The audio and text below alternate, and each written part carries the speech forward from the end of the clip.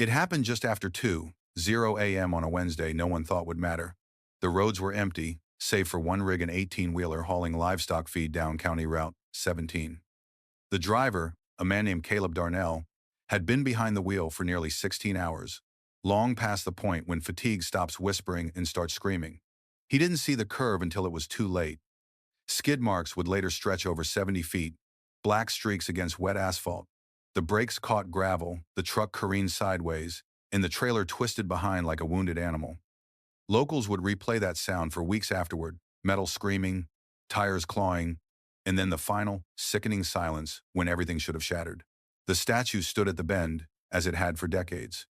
6 feet tall, cast in pale stone, the Virgin Mary held her arms slightly outward, palms turned up, eyes lowered not in fear, but in peace. She stood at the edge of the church lawn, just beyond the ditch, framed by 2 tired oaks that had watched as children rode bikes, weddings spilled onto the steps, and funeral cars rolled past too slowly. There was no gate around her, no barrier, just a cracked sidewalk in the belief that no one would ever dare harm her. But belief doesn't stop momentum. The truck left the road at 47 miles per hour. Witnesses, if they could be called that, since no one was truly awake, said they heard a sound like the sky itself had split open. Caleb's cab slammed through the ditch, crushed one of the oaks at its base, and barreled directly into the statue's pedestal. Debris flew across the lawn. Stone, bark, shattered glass. The front grille of the truck collapsed like foil. The windshield exploded inward. The hood buckled and rose as if something beneath it had struck back. When first responders arrived, the engine was smoking, the cab totaled, and Caleb was unconscious, still strapped into his seat. And yet, the statue stood. Not a scratch, not a tilt, not even a smear of dirt on her robes. The truck had wrapped itself around the base like a fallen beast, parts twisted around her like broken offerings. But she remained untouched, her gaze still turned gently toward the ground, her expression as calm as ever. One firefighter, a veteran with 30 years on the job, took a step back and whispered, "She's not supposed to still be here." The crew didn't know what to do at first. They circled her in silence, flashlights trained on every edge, as if expecting to find wires, support beams, something to explain how she hadn't moved. There was none, just stone, still, watching. Caleb was loaded into the ambulance with only a fractured collarbone and 3 cracked ribs. The deputy who filled out the accident report paused before listing the damage to public property. He looked at the statue, then back at the wreck, and wrote one word in the margin: unharmed. Route 17 doesn't get much traffic after midnight. It snakes along the edge of town like a forgotten thread, passing shuttered gas stations, empty lots, and the kind of houses where porch lights stay on out of habit more than expectation. On any other night, the only sounds are the hum of distant crickets or the low rustle of wind through dry cornstalks. But that night was different. That night, something louder came, something that didn't belong. The first person to hear it was Evelyn Brooks, who lived 2 blocks from St. Jude's Church, just close enough to catch the echo of anything unusual. She was sitting in her kitchen drinking chamomile tea, hoping sleep would come easier if she waited for it instead of chasing it. When the crash came, it wasn't a single sound, it was a layered sequence. A shriek of tires, the deep groan of steel twisting, and something else she couldn't name. Not thunder, not an explosion. Something that sounded like resistance, like the world trying to hold itself in place against whatever was coming. Her mug slipped from her hand and shattered on the tile. She didn't move to clean it. She stood frozen, staring toward the window where the sound had come from. Outside, nothing but night. But the air had changed. Heavier somehow, like it was waiting. A mile down the road, Officer Daniel Ruiz was finishing his patrol. He was about to call it in and head home when the radio on his dash let out a burst of static. Then silence. Then a faint voice, too garbled to understand. Seconds later, the crash report came in clear. Vehicle incident, County Route 17, near the church. Daniel flipped his lights on, not because he needed to, but because it felt right, like something sacred had just been violated and needed light, not sirens. When he arrived, the scene was lit by the eerie blue-white flicker of emergency strobes. The truck was a ruin. Splintered wood and mangled metal lay scattered across the lawn. But what made him stop cold was the statue. Not the wreckage, not the driver being loaded onto a stretcher. The statue, pristine, radiant even in the artificial light. Framed by smoke, her marble face glowed like the moon had chosen just that moment to find her. One EMT crossed himself. Another, a woman who didn't consider herself religious, muttered, That's not normal. No one laughed. No one dismissed it, because it wasn't. Back at the station, when Officer Ruiz filled out his report, he paused. There was no criminal act, no alcohol, no reckless speed beyond fatigue. He listed the damage: ditch erosion, power line down, truck totaled. When it came to the statue, he hesitated. No damage, he finally typed. But that wasn't the truth, because something had been disturbed that night. Not broken, but awakened. And in towns like theirs, quiet doesn't return easily after it's been shattered. Caleb Darnell didn't remember the crash. Not at first. In the ER, under the hum of fluorescent lights, he opened his eyes to a nurse saying his name and the distant smell of antiseptic. His ribs ached. His left arm was in a sling. But none of that surprised him. What did surprise him was the silence. No sirens, no yelling. Just a kind of stillness that made him wonder if he was dead. It wasn't until the nurse spoke again that he remembered the statue. "I saw her," he said, before he even asked where he was. "She was just standing there. I tried to stop. I swear I did." The nurse thought he meant a pedestrian, a woman crossing the road. But Caleb's voice wasn't frantic. It wasn't confused. It was reverent. Like he'd seen something he wasn't meant to survive. Later that day, when Sheriff Michaels came to take a statement, Caleb told him everything he could. He wasn't drunk. He wasn't on his phone. He'd driven that route dozens of times. But that night, just after he rounded the bend past mile marker 14, he felt it. A pressure behind his eyes, like someone had placed a hand on the back of his neck and turned his head gently firmly toward the shoulder. And there she was. She was glowing, he said, voice low like a confession. Not like headlights hitting stone. Not like that. She was lit from the inside. The sheriff didn't write that down. He kept his pen poised and waited for something more reasonable. Caleb didn't offer it. "I hit the brakes. I swear on my mother's grave. But the wheel wouldn't turn. It locked up. Like the truck didn't want to miss her, like something wanted me to hit her." Sheriff Michaels folded his notebook. That's enough for today. But it wasn't enough for Caleb. 2 days later, he asked to be discharged early. He didn't want to rest. He didn't want therapy. He wanted to go back. Against the doctor's advice and his insurance company's objections, he walked still in a hospital gown, jacket over his shoulders back to the hill by the church.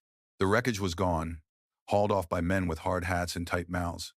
But she was there, just as before. He stood in front of her, his feet sinking slightly into the softened earth. He expected fear, shame, something. But what he felt was peace, deep, unsettling peace, like a whisper that said, "You were meant to see this. Now tell them." He dropped to his knees, not from pain, from instinct. And as he stared at the statue that should have been reduced to rubble, he remembered something from his grandmother's stories, the kind of tales passed down in long-forgotten pews and quilted front porches. "When the world tries to break the sacred," she'd said, "the sacred breaks the world instead." By dawn, the smoke had thinned, but the smell of scorched metal still hung in the air like a warning. The church lawn was marked with deep tire tracks, broken branches, and bits of shattered chrome that glinted in the early morning sun. But the statue untouched, pristine, was the first thing anyone noticed. Not the wreckage, not the skid marks. Her. It was Maria Jennings, the church's secretary, who discovered the scene first. She arrived early every morning to make coffee for Father Elliot and straighten the hymnals in the pews. She parked her sedan in the gravel lot and stepped out into the stillness, arms full of paper and a thermos she'd later forget entirely. One glance toward the front of the church, and everything slipped from her hands. The ground was torn apart.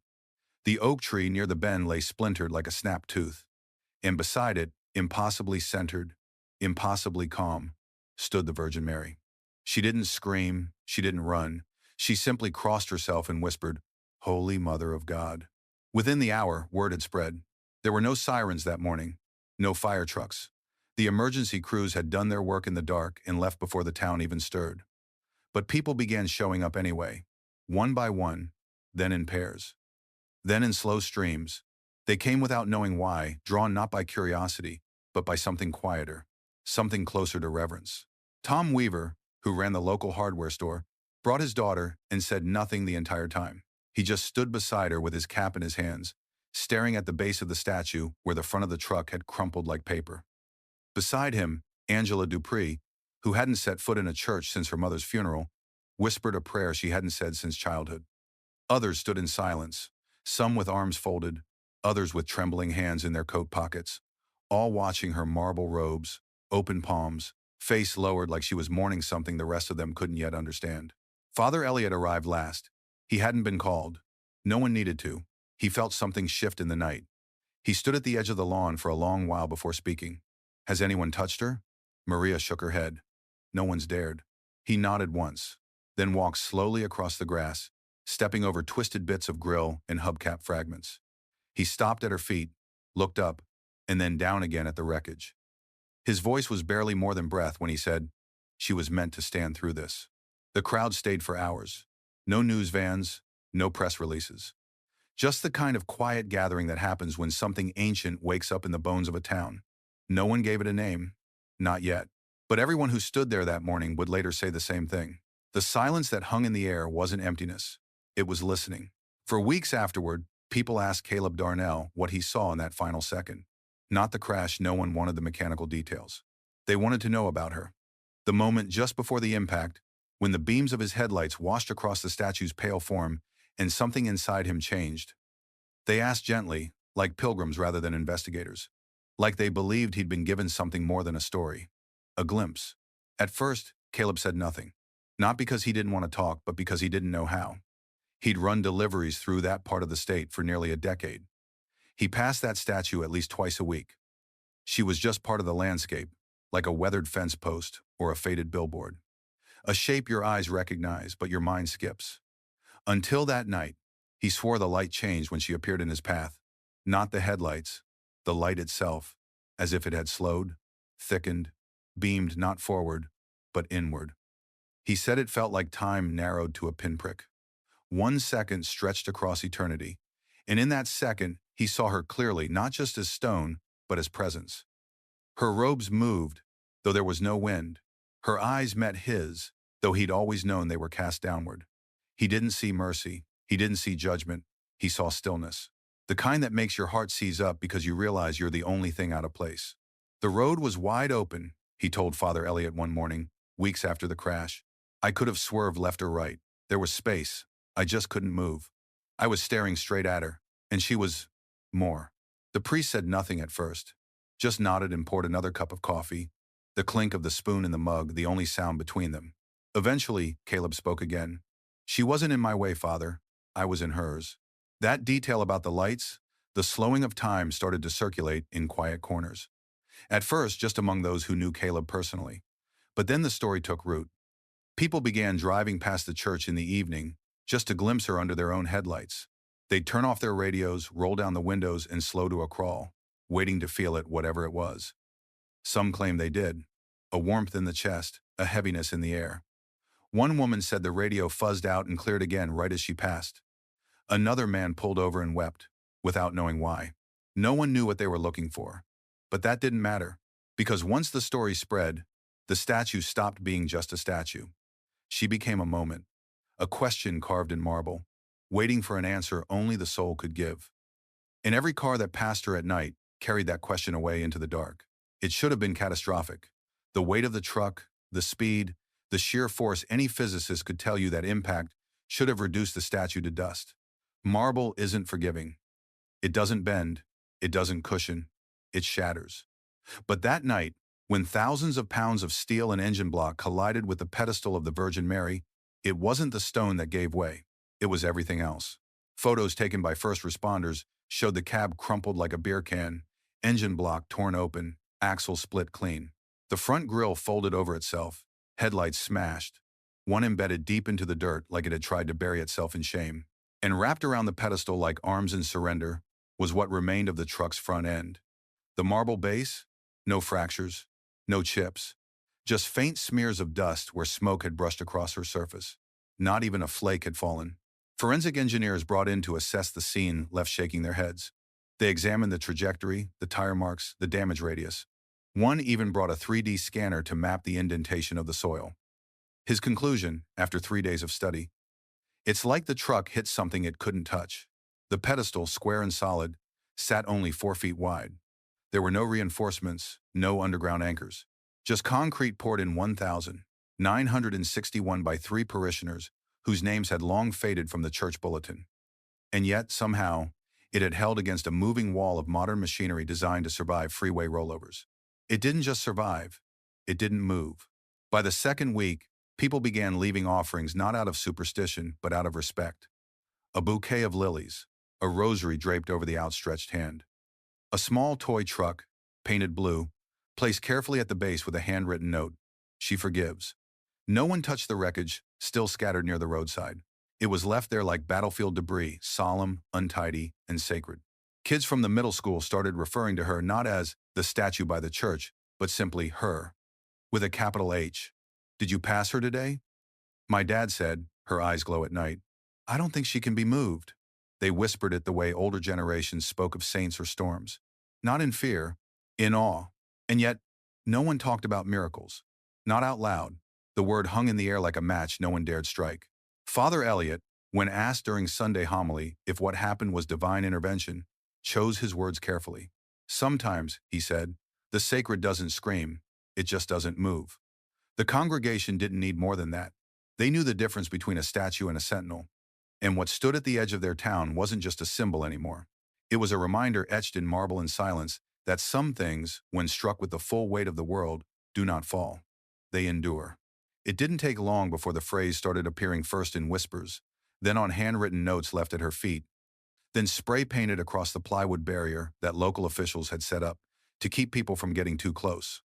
Unbroken, unbent, unmoved. No one claimed it. No church flyer printed it. But it caught like wildfire, in a town still trying to understand what had happened and what hadn't. The words weren't just about the statue anymore. They were about everything that had come before the layoffs at the mill, the flooding that wiped out 3 farms last spring, the steady stream of young families moving away. And yet, the town remained. The people remained, and now, so did she. The one thing no one thought to question until it was almost too late. A statue most had passed without thought was now being looked at like she was the last thing holding the center together. There was a moment, brief but unforgettable, when a storm rolled through 3 days after the crash. A hard one. Thunder cracked loud enough to rattle windows. Lightning struck so close that transformers burst into flame at the edge of the county. Trees bowed, trash cans skated across driveways, and for nearly 10 minutes, the sky opened like it was trying to start over. But when the rain cleared and the clouds split open just enough to let in the light, people noticed something odd. The entire church lawn was soaked, puddles formed, dirt shifted, the ditch flooded again, but the pedestal beneath the Virgin Mary was dry. Perfectly, inexplicably dry. Like the rain had chosen to go around it, like the storm remembered what the truck had forgotten. Sheriff Michaels, standing under an umbrella that had flipped inside out twice that evening, stared across the field at the statue and muttered to himself, "What's keeping her there?" Not who put her there, that question had been asked and answered long ago, but what was holding her in place. The foundation wasn't deep. There was no rebar, no seismic bolts. Just earth, faith, and a poured base, older than half the homes in town. It didn't make sense, but then again, maybe it wasn't supposed to. Word of the statue began to spread outside the county. Small articles in regional papers. A photo in the Courier-Ledger with the headline, "Miracle or Mystery? Marble Madonna defies collision." No one in town called reporters. No press conference was held. The story didn't go viral. It rippled, quietly, like grace. Father Eliot kept the doors of the church open longer each night. People came and went, not to ask questions, but to sit, to breathe, to feel something unmoving in a world that refused to stay still. And as each day passed, the lawn healed, the tree stump browned, and the twisted wreckage at the roadside gathered rust. But she remained, just as she had, unbroken, unbent, unmoved. At first, people assumed there had to be a logical explanation. Maybe the truck hit the pedestal at just the right angle. Maybe the soft ground absorbed the energy.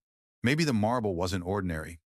Maybe something had shifted underground, just enough to redirect the force. But the more the experts examined the site, the more their certainty dissolved into disbelief. Because every calculation, every model, every simulation said the same thing: she should have fallen. Structural engineers came from the city, uninvited but curious. They took measurements, drilled soil samples, and ran tests on the marble. One of them, a professor from the state university, gave an impromptu press statement on the 3rd day.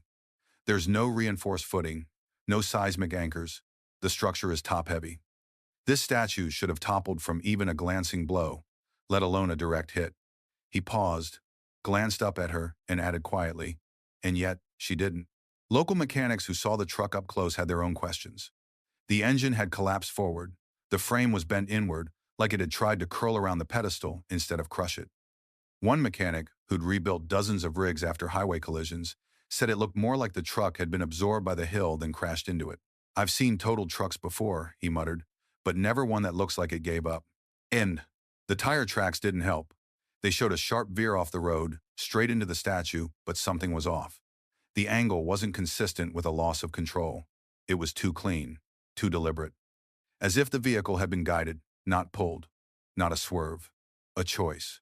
But whose? Some whispered that Caleb had been sent, that he was meant to be there, that the whole thing was less about destruction and more about confirmation proof that what they'd passed by for decades was more than stone. Others said nonsense. That belief shouldn't be built on the wreckage of machines. That maybe they were just seeing what they wanted to see. But doubt didn't survive long in that town. Because every time someone stood at the base of the statue, looked up into her lowered gaze, they felt it. That something unseen had intervened. That the physics may have failed, but the faith held fast. A few even said the crash wasn't a test of the statue. It was a test of them. What would they believe? How far would they let logic carry them before stepping into mystery? Father Elliot, when asked why God would use a truck to send a message, answered with a half smile, he once used a donkey, a storm, a burning bush, a whisper. Who are we to say he can't use a steering wheel? Whether miracle or mechanics, one truth remained. The Virgin had been struck with the full weight of man's momentum, and she hadn't moved an inch. And maybe that was the point. No one knew who left it. Not at first. It was a plain white vigil candle, the kind you could buy for $2 at the corner gas station or in a bundle from the church supply catalog. It stood upright at the base of the statue, barely taller than the grass, flame flickering low but steady. There was no note, no flowers, no offering plate. Just that small light, burning alone against the wide backdrop of the hill. Maria Jennings found it the next morning, before sunrise. When she came to sweep leaves off the church steps, she almost missed it entirely, just a glint in the dark. But when she stepped closer and saw the flame, her breath caught. The air was still. There was no wind. And yet, the flame didn't lean or waver. It danced upright, as if protected by something invisible. She didn't touch it. She just stood there, arms folded, watching the light reflect off the statue's robe like gold stitched into stone. By mid-morning, others had noticed. A few parishioners left early from Mass to walk the short path to the lawn, gathering near the statue with unsure steps and hushed voices. No one claimed the candle. No one extinguished it. Someone brought a second one, then a third. By sundown, there were 10. No signs, no announcements, just candles, quietly multiplying like echoes. The next night, a child brought flowers. She didn't speak. Her father held her hand as she crouched low and placed a daisy beside the base, right next to the flame. The two of them stood in silence for several minutes before leaving, heads bowed not in grief, but in respect. And just like that, the base of the statue became something more. Not a crash site, not a crime scene, but a kind of altar. A place where the sacred met the everyday. The candles were not dramatic. No tall candelabras. No ornate glass holders. Just small, humble flames set against the night, as if the people of the town were collectively lighting the corners of their doubt, one wick at a time. Some came to pray, others came to sit. A few came just to watch the way the marble glowed in the dark. It was subtle, quiet, but unmistakable. You couldn't stand there and not feel like you were being seen by something that didn't need words to speak. By the end of the week, there were over 50 candles, arranged in a crescent shape at her feet, none taller than a hand, none flickering out even through wind and passing rain. Someone finally carved the word gracias into a stone and placed it near the front. A simple word, not English, not flashy, just thank you in the only language they had left. Because when everything else collapses and the world feels too fast, sometimes all a soul can do is light a candle and say nothing. The town had exactly 3 security cameras aimed anywhere near the church.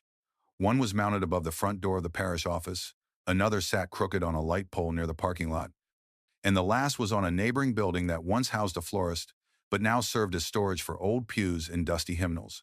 None of them were state-of-the-art. They were the kind of systems people installed for insurance purposes, more comfort than capability. But after the crash, everyone wanted to know, did they catch it? Officer Ruiz was the first to review the footage. He didn't expect much. Grainy night vision, choppy frames, glare from headlights. He skimmed the first 2 angles quickly. One caught the truck's approach brakes, screaming, lights flaring, a blur of metal veering off the road. The second showed a flash and then the lens shaking violently before freezing in static. Nothing conclusive. Nothing supernatural. It was the third camera that gave him pause. The footage began like the others, quiet, dark, uneventful. But as the truck drew closer, something strange occurred. The frame slowed. Not technically, there was no change in playback speed, but it felt slower. Like the image was resisting time. Then came the light. Not from the truck, but from somewhere else. A soft glow, warm and rounded, emanating from the center of the screen. The statue was just a silhouette in that frame, too far to resolve clearly. But for 3 full seconds before impact, that glow intensified. Not a flash, not a spotlight, something deeper, fuller. Almost like the camera wasn't capturing light but presence. Ruiz leaned in, brow furrowed. He rewound, watched again, and again. The glow didn't move, it didn't flicker. It expanded slowly, calmly, like breath in a still room. Then, at the moment of impact, the footage froze. Not skipped, not glitched. Froze. 10 full seconds of nothing. Then the image returned. Smoke drifted across the lawn. The truck was embedded in the hill. The statue, untouched. Ruiz called in a tech to inspect the footage. The man shrugged. Could be magnetic interference. Maybe heat distortion. Happens sometimes. But when asked why only one camera froze, and why only during the exact moment of impact, the man had no answer. Could be coincidence, he said. But the town was running low on belief in coincidences. The footage was never released publicly. Not because it was hidden, but because no one could agree on what it showed. Those who believed saw divine protection. Those who didn't saw camera failure. But those in between, those who hovered on the line between logic and faith, saw something else entirely. They saw silence captured in digital grain. A moment too sacred for machines to process. A frame the world wasn't meant to record. And sometimes, they said, the miracle isn't what's visible in the footage. It's what it leaves out. Caleb Darnell didn't talk to reporters. When the Courier-Ledger called, he hung up. When the local news van showed up at his sister's house, he stepped out onto the porch, folded his arms and said, "You can film the road, but not me." What happened that night wasn't entertainment. It wasn't a mystery to be solved or a headline to be spun. To him, it was something else. A moment so far outside the bounds of what he understood that trying to explain it felt like using a straw to empty the ocean. But he did talk to Father Elliott. It was a cold Sunday morning, a few weeks after the crash. The church was empty, save for the scent of wood polish and the soft clack of Father Elliott's shoes echoing down the aisle.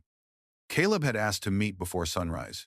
He didn't want eyes on him. He didn't want pity. He just needed to say it to someone who'd listen without trying to label it.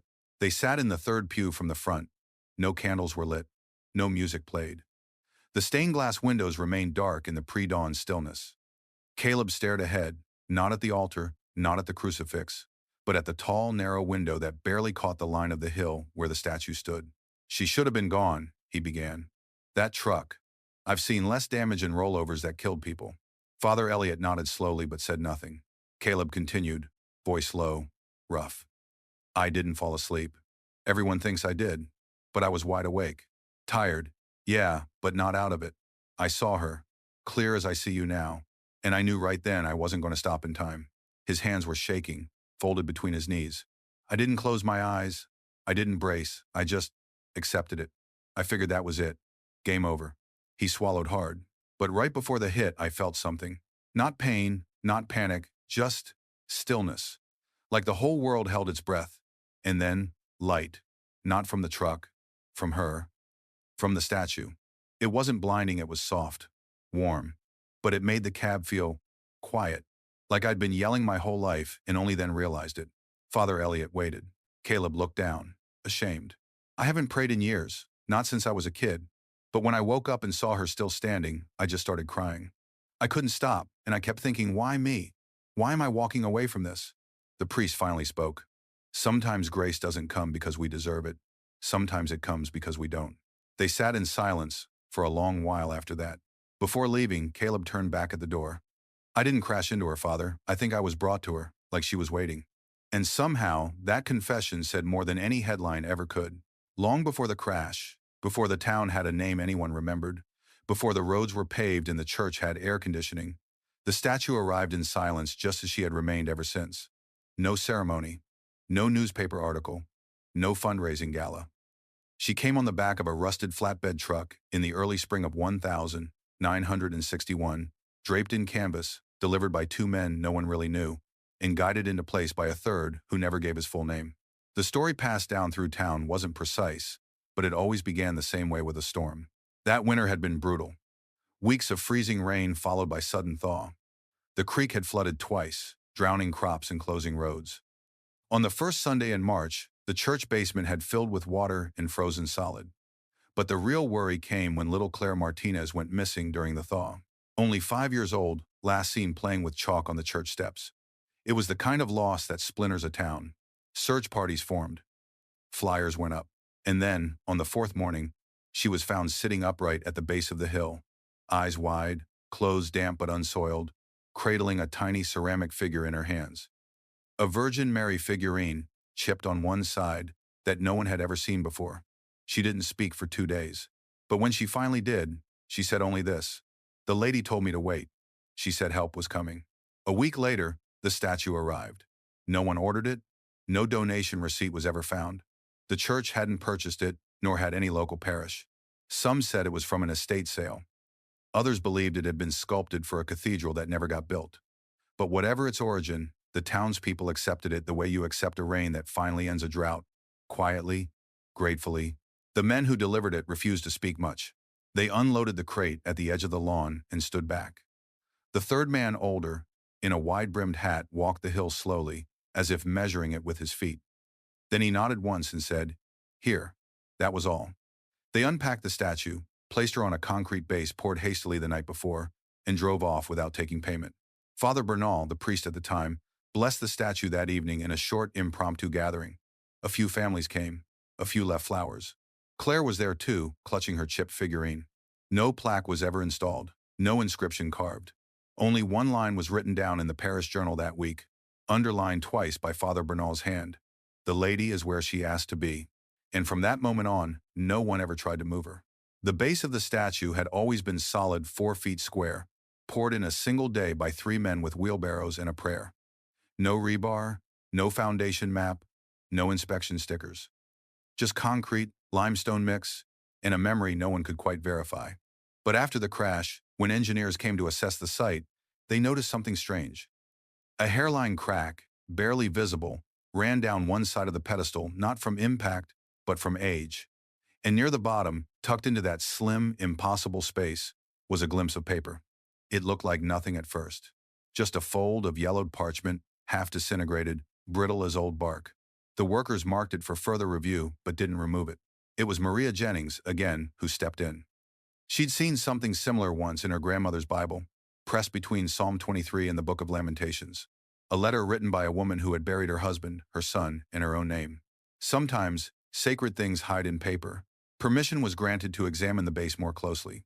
A team of volunteers, not construction workers but members of the parish, gathered at dawn on a Saturday with brushes and gloves, guided not by schematics but reverence. It took them 5 hours to gently widen the crack without disturbing the statue.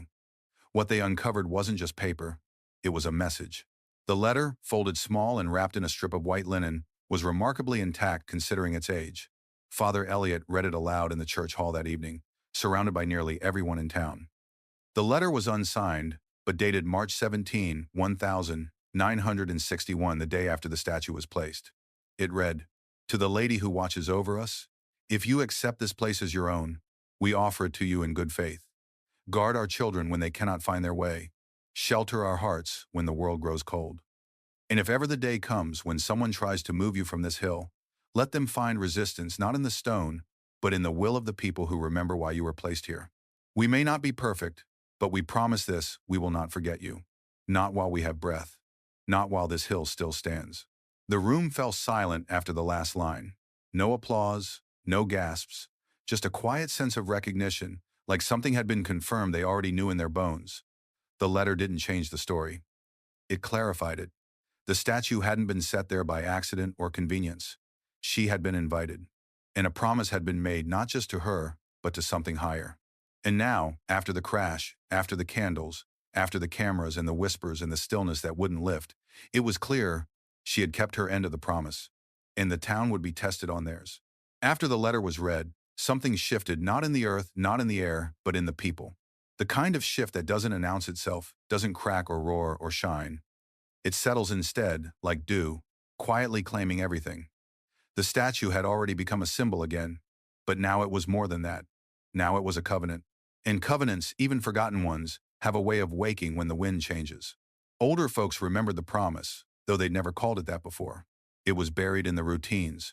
Bringing flowers on Fridays, lighting candles before storms, the habit of tipping your head when you passed her even in a rush. No one ever explained why. They just did it. Now they understood. Somewhere along the line, the town had made a vow. And somewhere even further back, a woman or several had put it into writing. The letter spread. Father Elliot printed a copy and pinned it to the corkboard in the church foyer, between lost glove notices and youth choir schedules. A laminated version went up at the grocery store next to the bulletin about firewood sales. Teenagers took pictures of it and shared it with half-hearted captions like, "The hill keeps her." A few mocked it. But even the ones who joked couldn't bring themselves to delete the photo later, because deep down, whether they admitted it or not, they felt it. And then came the stories. Not new ones, not fresh miracles, just memories, whispers that began to surface at kitchen tables and over gas pumps and in pews, where people suddenly remembered what they'd once forgotten. Helen Boyd recalled the night her son went missing in the woods behind the church. Search teams scoured the area for 6 hours before he wandered out barefoot, unharmed, claiming he'd been following a lady in white. They'd chalked it up to shock. Now she wasn't so sure. At the diner, Jack Higgins finally told someone what he'd seen on the night his father died. He'd walked out behind the house to smoke, torn between grief and guilt, when he looked up at the hill and saw the statue glowing just faintly. Not lit, not dramatic, but enough to freeze him where he stood. "I don't care if you believe me," he said. "I know what I saw." People didn't call it superstition anymore. They called it memory. Even Ruth Kelly, who'd lit a candle every Sunday for 30 years, said she remembered her grandmother mentioning something about the promise. "We keep her, she keeps us," she'd say, wiping her hands on a dish towel. At the time, Ruth thought it was just something old people said. But now, she wasn't so sure it was ever meant to be forgotten. The vow had never needed to be shouted. It had been carved into routine, sealed in silence, and passed down like a hymn everyone knew but no one remembered learning. And now that it had been spoken aloud again, there was no going back. The town never asked for experts. They didn't send letters to universities or file formal requests for analysis. But somehow, they came anyway. Word of the statue that wouldn't fall reached beyond state lines, whispered into ears at architecture schools, circulated in forums among structural engineers who debated stress tolerances in material science like sacred texts. And so, on a chilly Tuesday morning, 3 of them arrived in pressed shirts and neutral expressions, carrying clipboards and digital scanners, ready to quantify the unquantifiable. They measured everything: height, weight, center of gravity, soil density, pedestal depth. They tapped the stone, peered at it through lens scopes, ran compression estimates, and laser mapped the impact angles. One man in particular, Dr. Vance from Ohio, was so confident in his hypothesis that he asked to present it at a public town hall. Father Elliot, more amused than concerned, agreed. That Friday evening, with half the town gathered in the church's multi-purpose room beside a table of cold lemonade and brownies, Dr. Vance clicked through slides showing diagrams of force, inertia, and fulcrum stress. The language was precise. His tone was polished. But when he got to the conclusion, something shifted. "Given the known weight of the vehicle," he said, pointer tapping a chart, "and the velocity at impact, as well as the angle of descent and soil composition, the statue's base should have cracked. Here." He clicked. "And here." Another click. Pause. "And yet," he looked up. "It didn't." He cleared his throat. "Frankly, we ran 6 simulations. In all 6, the statue fell, every time. Usually forward, once to the left. But never did it remain standing." A murmur rippled across the room. "I can't say why this happened," he admitted. "I can only say it shouldn't have." One of the older farmers in the back folded his arms and said, not unkindly, "Maybe you're asking the wrong questions." The engineers left the next morning with soil samples and data logs, but not with answers. None of them published a paper. None of them returned. When asked later by a reporter if they believed it was a miracle, Dr. Vance simply said, "Not my field." But the people of the town didn't need a thesis. They already knew what the data couldn't hold. That the world runs on more than math. That sometimes the formulas crack first. And in the space left behind, something older steps in, something that doesn't care for the language of torque or the limits of gravity. So when outsiders asked, what kept her standing? No one cited footings or structural design. They answered with something simpler. We did. And maybe that was the truth the engineers missed. It wasn't just the marble that had withstood the crash. It was the promise beneath her, and the people who never let go of it. The first person to notice the time was Ruth Kelly. She'd always been a light sleeper, the kind who could tell if a storm was coming before the rain hit the window. 3 days after the town meeting, she sat up in bed with a chill crawling down her spine and glanced at the clock on her nightstand. 3:30, 3 a.m. She didn't think much of it until she heard it, three slow, distinct knocks, echoing through the stillness of her house. Not at the door, not on the walls. Somewhere deeper, quieter, like a sound that didn't pass through wood, but bone. She didn't tell anyone at first. But then came Maria Jennings. She too had woken at exactly 3:33. No dreams, no sounds. Just a jolt, as if someone had whispered her name. When she rose, she looked out the window and saw the faint outline of the hill, the statue barely visible in the moonlight. And that was when she noticed it. The candles. All of them, nearly 70 by now, were still lit. Not one flickered. Not one guttered. They stood like sentinels, unmoved by the wind that had begun to rattle the trees. By the end of the week, 5 people had reported the same thing. Always at 3:33 a.m., always without cause. Some heard a hum low, vibrating in their chest. Others smelled something faint and floral, like lilies pressed between the pages of a forgotten Bible. And always they felt the same thing. She is awake. Rumors spread. The number itself, 333, took on meaning. Some whispered it was the hour of the veil, when heaven briefly touched the edges of the world. Others said it was simply a sign, a mirrored trinity, one for each toll of the bell no one had ever installed. But many had heard. And then there were those who went to the hill. On the 10th night after the crash, a small group of parishioners gathered at the statue just before 3 o'clock. They didn't speak. They didn't organize it. They simply showed up, bundled in jackets, flashlights off, breathing the cold September air. At exactly 3:33, they said the wind stopped. Not slowed, stopped. Not a single branch moved. Not a cricket chirped. The sky above them held no moon, no cloud, just stars stretched wide and silent. And then, as if responding to a signal none of them had heard, all the candles flared at once. Not high, not dangerous, just enough to cast a golden halo at the statue's feet, just enough to make her eyes, stone and unblinking, seem softer. Afterward, no one tried to explain it. There was no video, no proof, just shared stillness and breath held too long. But in the following days, more people began waking at 3:33, not afraid, not shaken, just aware, because the town had asked for a sign, and now they knew when it would come. No one in town requested it. In fact, most assumed the idea had been buried alongside the last broken cable and the mangled wreckage of the truck. But one morning, just after sunrise, a crane appeared at the edge of the church lawn. No warning, no permits filed with the city office. Just steel teeth, engine growl, and men in orange vests stepping over the circle of melted candle wax that still framed the statue's base. The crew wasn't local. Their trucks bore plates from out of state. Their supervisor, clipboard in hand, didn't meet anyone's eyes. He said little, only that they'd been hired to reassess the relocation project. Hired by whom, he didn't say. But people noticed the way he kept glancing up at the hill like he was waiting for something to go wrong. By 9:00 a.m., a crowd had formed. Not a protest. Just people, old, young, shop owners, retired teachers, mothers with strollers. They stood at a respectful distance, but their message was clear. We remember what happened last time. Father Elliot was among them, silent, hands folded at his waist. He said nothing, offered no challenge, just watched. The workers laid out their tools. They drilled small test holes around the base. They fastened a new harness, thicker this time, industrial grade. One of the younger crew members knelt to secure a strap under the statue's arms, but paused when he touched the stone. She's warm, he said aloud, blinking. Like a person. His supervisor shot him a look and barked. Keep moving. By 10:15, the crane's engine fired up. The line went taut, the straps tightened, and again, she didn't move. Not an inch. The tension gauge rose. Hydraulic arms strained. One of the anchor bolts holding the pulley mechanism to the platform snapped, spinning through the air like a thrown coin.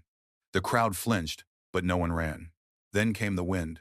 Sharp, sudden, cutting across the field in a single gust. Not a breeze, a blast. Strong enough to knock clipboards out of hands and rattle metal against metal. The crane's boom wavered. The harness twisted. A low groan sounded from the machinery but not from the marble. She stood, exactly as she had. The crew powered down. The supervisor made a call. Less than 20 minutes later, they were loading equipment back onto flatbeds.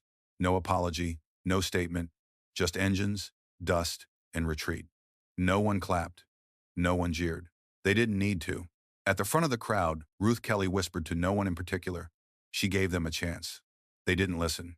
That evening, more candles were lit than ever before. Not in celebration, in reverence. The town knew better than to call it a miracle.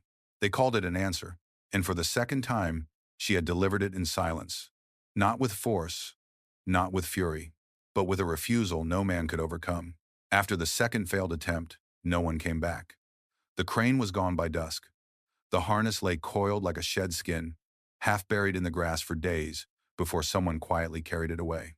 No press release was issued. No city meeting was held. The project was never formally canceled, just folded into silence and never spoken of again. The statue remained, just as she always had, at the edge of the church lawn, watching the town without eyes that moved and without lips that spoke. But everyone heard her. In the weeks that followed, something changed, not in the statue, not even in the hill, but in the people. They started to walk differently near her, slower, softer, like stepping into a sacred space. Children who used to race across the lawn began to tiptoe. Teenagers who once joked on the steps now sat in silence, shoulder to shoulder, without needing to say why. And those who'd once questioned her presence began to find reasons to come a little closer, linger a little longer, light a candle without needing a prayer to go with it. Someone laid fresh gravel on the path without asking for help. A carpenter built a small wooden bench under the oak tree stump, carving a single word into the seat, stay. An anonymous florist left lilies on Friday mornings. Always lilies, always white. Ethan Cole, the reporter who'd first visited just to chase a story, was now seen often in town. He stopped bringing his camera. He carried a notebook instead, but it never left his pocket. He sat with Ruth Kelly sometimes, listening as she spoke to the statue like an old friend, and once confessed to Father Elliot, "I came to write the ending, but I think I found a beginning instead." Father Elliot began holding sunrise mass once a month at the base of the hill. Not mandatory, no bulletins. People just came. Folding chairs appeared in quiet rows. Coffee thermoses passed from hand to hand. Hymns sung not in performance, but in presence. The statue said nothing, but still, she listened. And still, she stood. The town never called it a miracle again. Not because it wasn't, but because the word felt too small, too simple. What had happened on that hill wasn't a trick of faith or a rejection of gravity. It was something deeper, something rooted, the kind of thing that reminds a town of who it is even after it forgets. Because in a world where everything moves, where people leave, promises break, and foundations shift, there was something about a statue that refused to fall, refused to be taken, refused to forget the promise buried beneath her feet. And so she stayed. Not as a warning, not as a monument, but as a vow made stone. If you ever find yourself on that winding road just outside town, slow down. Look for the candles. And when you see her, standing there untouched, you'll understand why they never tried a third time.